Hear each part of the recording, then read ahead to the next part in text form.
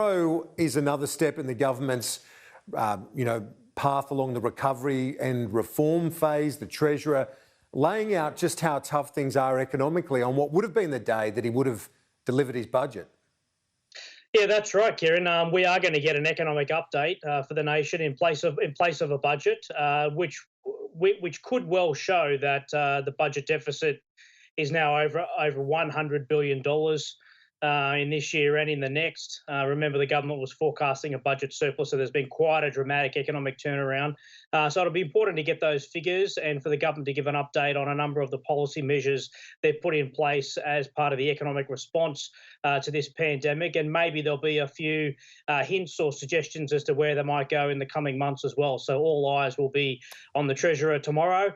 He'll be giving probably one of the most important economic statements the country's ever heard, even though it won't be a budget.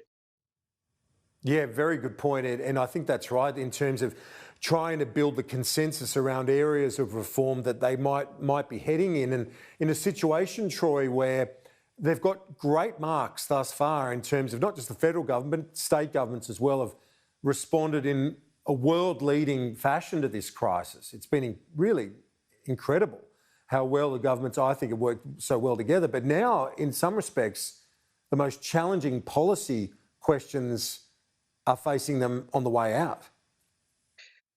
Yeah, that's right, Kieran. And of course, there was the health response, which everybody knows about because we're all living with it. I'm at home right now talking to you as an example of that.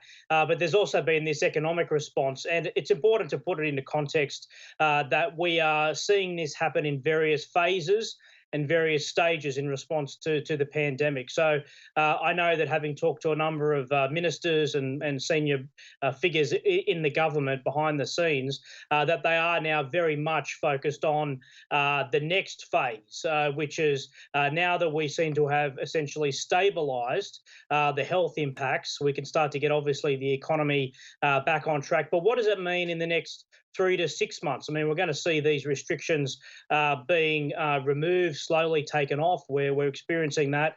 But I know the government's very much focused on the JobKeeper, job seeker packages, and the next phase of reform, whether that means revisiting some of the company and individual tax cuts, industrial relations reform, measures that can quickly help to re-stimulate the economy and open up also the supply side of the economy, because there's no point stimulating the economy, encouraging demand, if the supply chains are not up to speed as well. The Labor leader addressed caucus today. It was his fifth vision statement beyond the coronavirus pandemic, talking about the once-in-a-century opportunity, but no detail in terms of policy. Is that fair enough, given we are so far away from the next election, or do you see this as a signpost that this is going to be a small target Albanese opposition into the next election? Look, I think I want to start by saying it's obviously difficult for oppositions around the country because the focus is very much heavily on the government. Voters aren't all that interested in what the opposition's got to say about different things because they want to know what the government's doing in response to this economic and health calamity. So it's a difficult job, but frankly, I was a little bit underwhelmed by Anthony Albanese's speech. I mean, he talked it up as some sort of big vision statement, like it was Franklin Roosevelt's 100 days plan or a new deal or something like that. But in many ways, it was just sort of a throwback to some old Labor ideas about getting manufacturing working again, possibly re-regulating parts of the labour market, and heaven forbid, even a very fast train. I mean, no one's really talking about that. So, I mean, I don't want to sound too critical because he's got to do something. I accept that.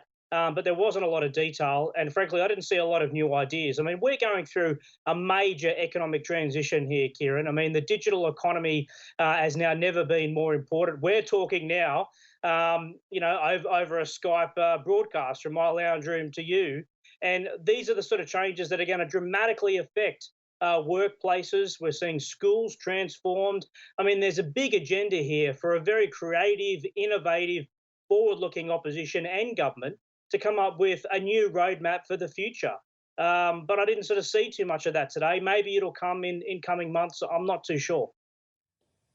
It is a time of great challenge, not just in a health sense, an economic sense, but a foreign policy sense as well, with this trade threat from China happening so quickly amid the worsening tensions between Canberra and Beijing? Yeah, I think that Scott Morrison's perfectly right to say we need an investigation into the origins of the coronavirus and how it spread so quickly. But we already have a pretty poor relationship with China, and that's not all our own making.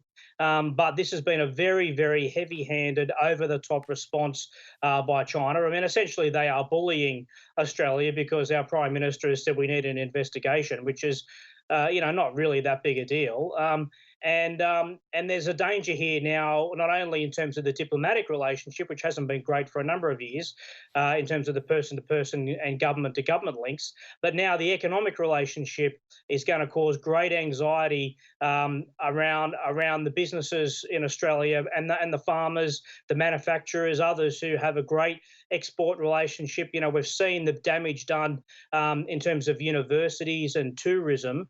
Now we're seeing our farmers bearing the brunt of this diplomatic squabble, but it is over the top from China, and I think the government is right to say we're not going to stand for this, and they're going to take a case to the World Trade Organization, and hopefully they can get some resolution here. But it cuts both ways, Kieran, because as China needs to re-stimulate their economy, they're going to need our minerals and our exports as well. So trade, of course, is a two-way street. It sure is. And that barley, maybe we need a bit of beer diplomacy from Simon Birmingham, the Trade Minister, over a couple of Qingtaos. Thank you, Troy. I appreciate it as always. Talk to you soon.